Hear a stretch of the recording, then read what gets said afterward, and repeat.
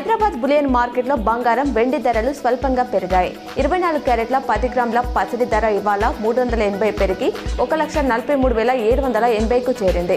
అలాగే 22 క్యారెట్ల 10 గ్రాముల బంగారం ధర 350 ఎగబాకి 1,31,800 పలుకుతుంది. అటు కేజీ వెండి ధర 4,000 పెరిగి రూపాయలు 3,10,000గా ఉంది. నిజామాబాద్ మున్సిపల్ కార్పొరేషన్ పరిధిలోని 60 డివిజన్లలో మొత్తం 3,48,051 మంది ఓటర్లు ఉన్నారు. వీరి కోసం 488 పోలింగ్ కేంద్రాలు ఉన్నాయి. ఒక్కో పోలింగ్ కేంద్రానికి సుమారు 750 మంది ఓటర్లు ఉండేలా లిస్టు రూపొందించారు. కాగా గత ఎన్నికల్లో 2.93 లక్షల మంది ఓటర్లు ఉండగా ప్రస్తుతం 6 సంవత్సరాల్లో సుమారు 57,000 మంది ఓటర్లు పెరిగారు. వచ్చే 2 నెలల్లో టీవీలు, ల్యాప్టాప్, స్మార్ట్ ఫోన్ల ధరలు 4-8% పెరగొచ్చని ఇండస్ట్రీ వర్గాలు తెలిపాయి. మెమోరీ చిప్స్ ధరలు పెరగడమే ఇందుకు కారణం. చిప్స్ రేట్లు ఇప్పటికీ 50% వరకు పెరగగా వచ్చే 2 నెలల్లో 40-50% తర్వాత 3 నెలల్లో మరో 20% పెరిగే ఛాన్స్ ఉంది. దీంతో ఎలక్ట్రానిక్ డివైస్ల ధరలు పెరగనున్నాయి.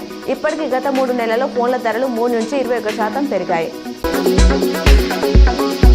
ఉమ్మడి నిజామాబాద్ జిల్లాలో గత 5 రోజుల క్రితం వరకు చలి తీవ్రత తగ్గి సాధారణ స్థితికి చేరుకుంది. రానున్న 3 రోజులలో వెదర్ స్టేషన్ల ఆధారంగా వాతావరణ వివరాలను అధికారులు వెల్లడించారు.